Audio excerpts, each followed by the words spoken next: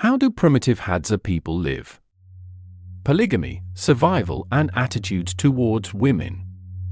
Hello everyone. Today we will talk about the Hadza people.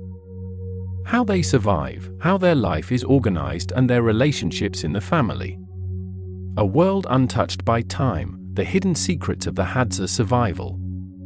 Imagine a world where time seems to have paused, where the pulse of modern life, its gadgets, schedules, and conveniences has never left a mark. In the heart of northern Tanzania, nestled among the sun-scorched savannas and the shimmering shores of Lake Eyasi, the Hadza people have thrived for over 10,000 years, living in profound harmony with nature's rhythms. This is no mere existence, it's a masterful dance of survival, where every step is guided by the land's whispers. The Hadza reject agriculture, shun livestock, and turn away from even the simplest modern tools like lighters. Instead, they coax fire from the earth itself, using nothing but 2 sticks and their own deft hands. Picture this: a Hadza hunter kneels under the shade of an acacia tree, his calloused palms spinning a slender stick against a notched wooden base. The air hums with the rhythmic friction, a faint scent of scorched wood rising as tiny sparks flicker into life. Within minutes, not hours, a wisp of smoke curls upward, and with a gentle breath, a flame is born. This is not a struggle but an art, a testament to skills honed over millennia. Now, consider a family structure that might shock you. It's not uncommon for a Hadza man to have multiple wives, sometimes several, each forming a vital thread in the community's survival tapestry. This isn't about wealth or power, as we might assume in our world.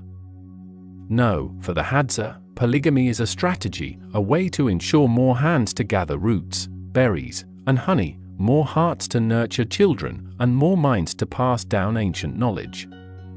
How do they maintain love, trust, and harmony in such a complex web of relationships?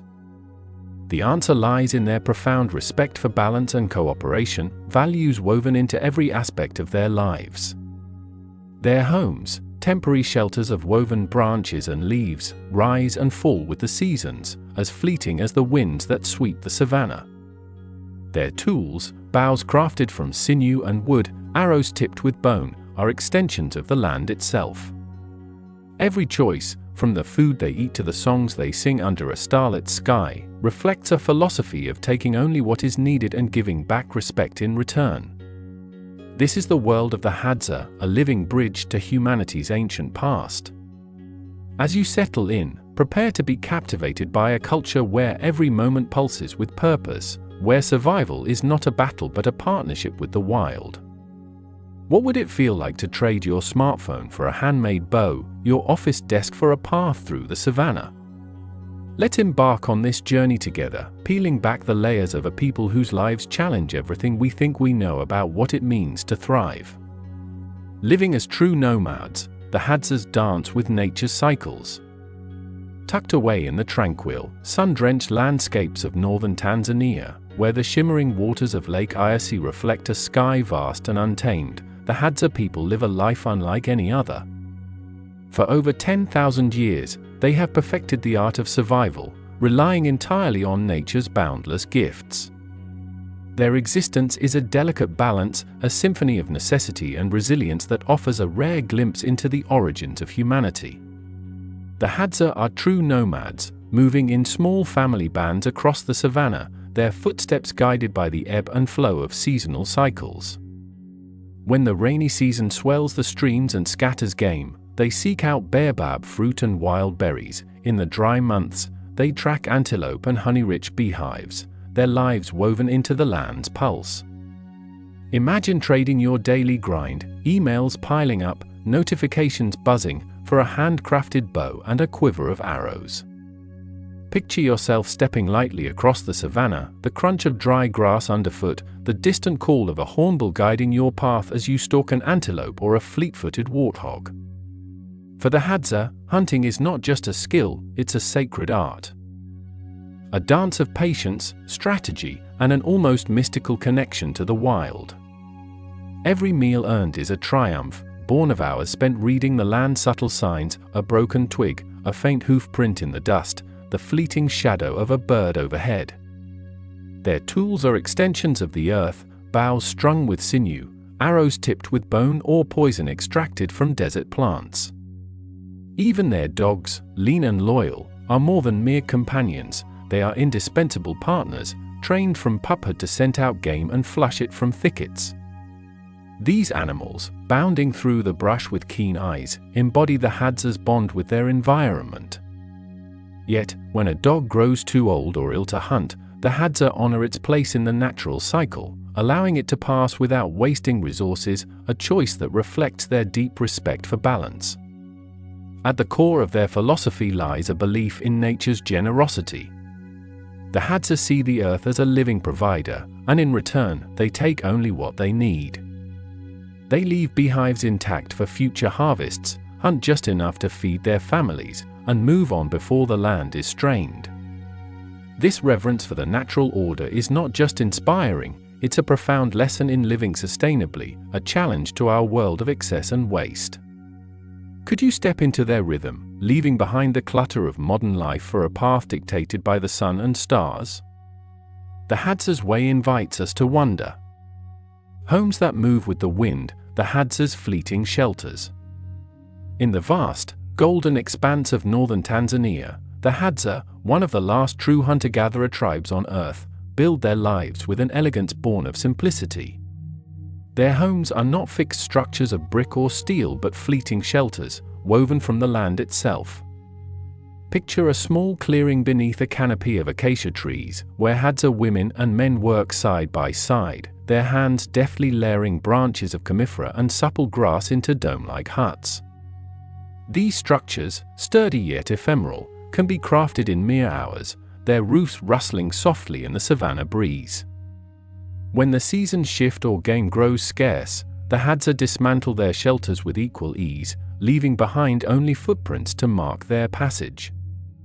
This constant movement is no burden but a lifeline, tethering them to the rhythms of the wild, a way of life that feels almost unimaginable in our world of permanent addresses and mortgages. Could you embrace a home so transient, where the wind itself decides your next move? Equally astonishing is the Hadza's community, a society without kings or chiefs, where equality reigns supreme. Imagine a world with no bosses, no hierarchies, only the shared weight of every voice. When decisions loom, whether to move camp or settle a dispute, the Hadza gather in the fading light, their faces warmed by a crackling fire. Men, women, young, and old speak freely, their words weaving a consensus that binds the group. A young girl's suggestion to follow a nearby stream might carry as much weight as an elder's tale of past migrations. This cooperative system, so unlike the rigid structures most of us navigate, thrives on mutual respect, a reminder that leadership need not mean dominance. What would it feel like to live where your voice, no matter your age or role, shapes your community's path? Perhaps most striking is how the Hadza measure time, not by clocks or calendars, but by the gentle cues of the cosmos. The sun's arc across the sky signals when to hunt or gather. At dawn, women set out to dig roots, their laughter mingling with the morning's birdsong. At midday, hunters track game under the relentless heat. When a full moon bathes the savanna in silver, the Hadza come together, their voices rising in song, their feet stamping in dances that celebrate life's joys or prepare for a nighttime hunt. Seasons, not deadlines, dictate their pace. Rainy months bring lush foraging, dry months demand longer treks for water. This rhythm, unhurried and deliberate, frees them from the anxieties that chain us to schedules and goals. Without the tick of a clock, the Hadza seem to find more time to truly live, savoring each moment in a way that feels like a distant dream to us. Could you let go of time's grip, trusting the sun and stars to guide your days? The Hadza's world dares us to try. Women who hold the heart of the Hadza, the unsung heroes of survival. In the heart of the Hadza's world, survival is not just a matter of hunting prowess, it's a tapestry woven by the tireless hands of women, the unsung heroes who hold their community together. For over 10,000 years, Hadza women have been the backbone of the tribe, their knowledge and resilience ensuring survival in the harsh Tanzanian savanna. Picture a group of women setting out at dawn, their digging sticks slung over their shoulders, their eyes scanning the earth for the telltale signs of hidden treasures. With deft movements, they unearth starchy tubers, their hands caked with rich soil, the air filled with the earthy scent of freshly turned ground. They pluck baobab fruit from gnarled trees, their tart flesh a staple of the Hadza diet, and gather handfuls of wild berries, each one a burst of flavor and nourishment. Their expertise is uncanny. They can distinguish edible plants from poisonous ones with a glance, spotting the subtle sheen of a safe leaf or the faint bitterness of a toxic root. Some plants, like aloe, are prized not for food but for healing. Its gel soothes burns, its sap eases wounds, a natural pharmacy carried in their minds. This knowledge, passed down through generations, is more than survival, it's a legacy.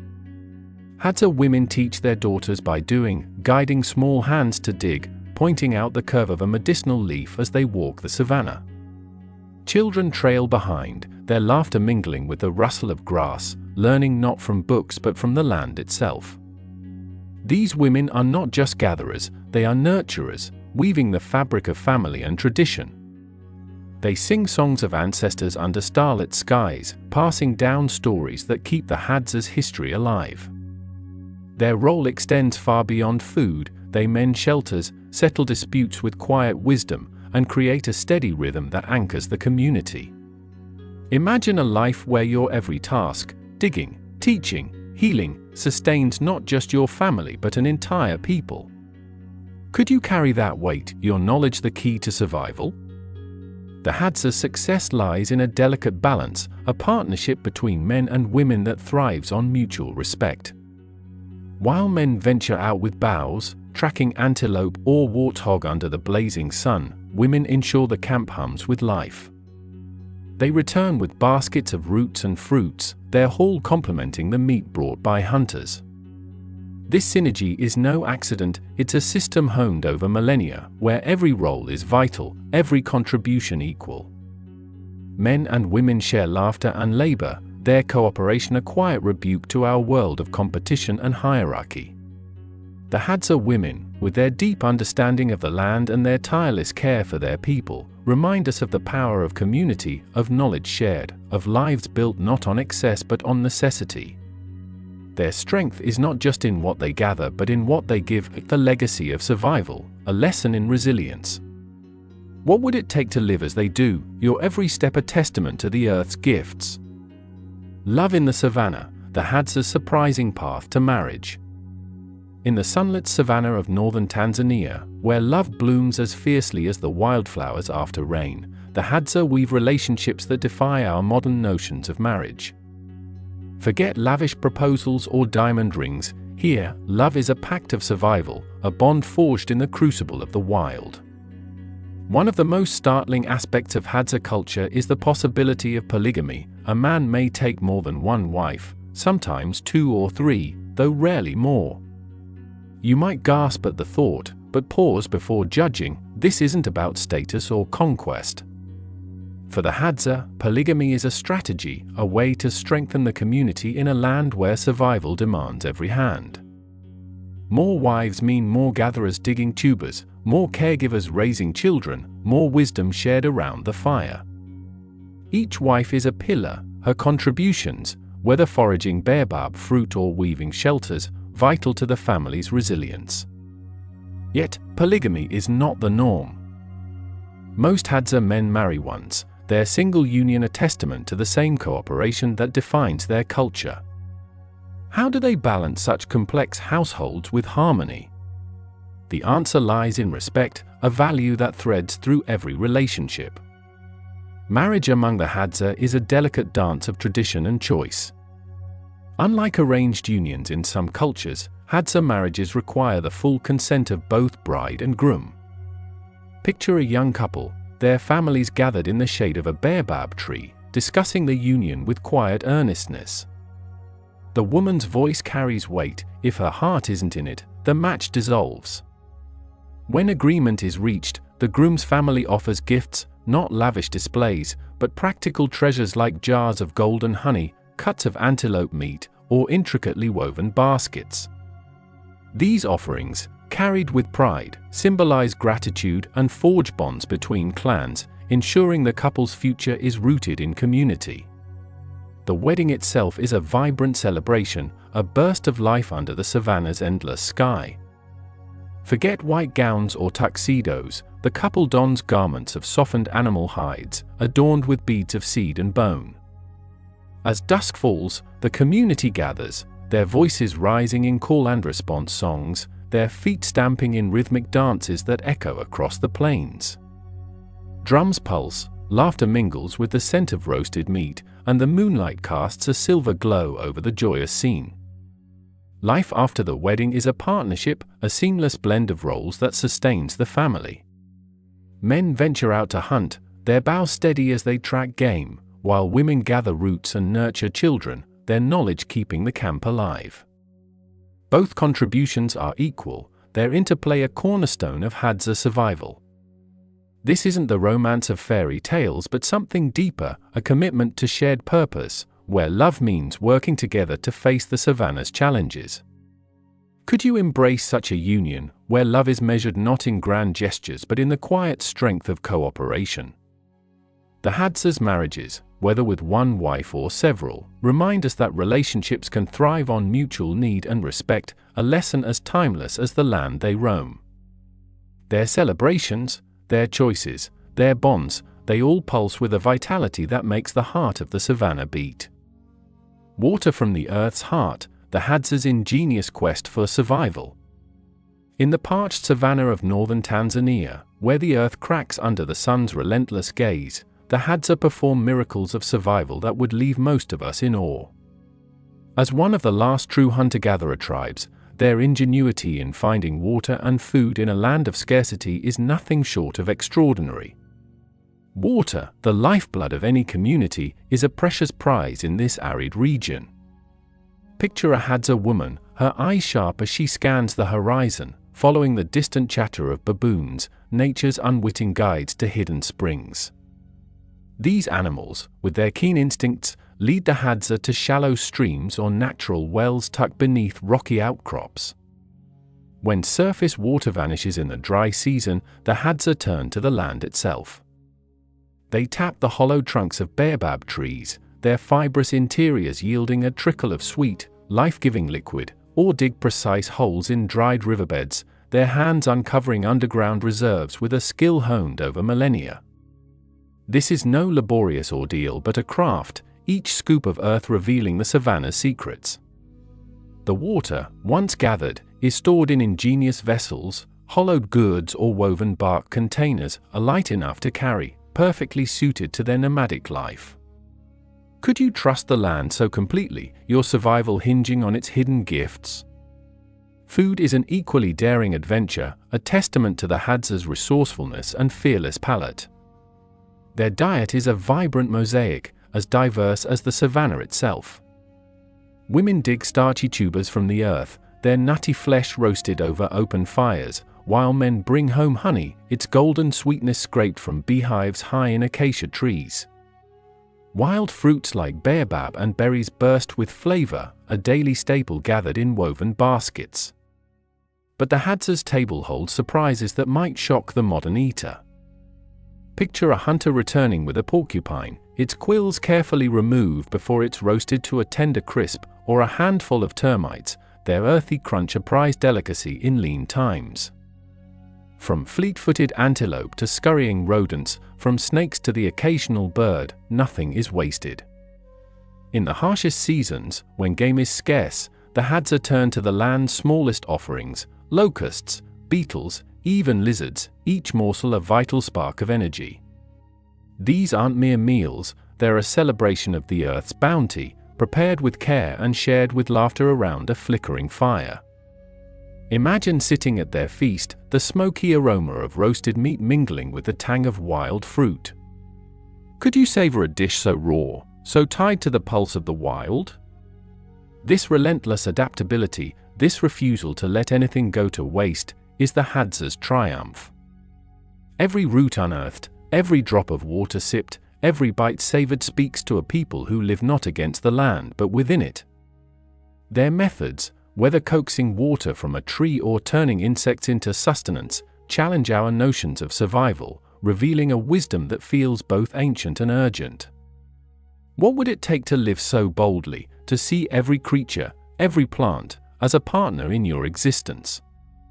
The Hadza's daily quest for water and food is a masterclass in resilience, a reminder that the earth, when respected, provides all we need.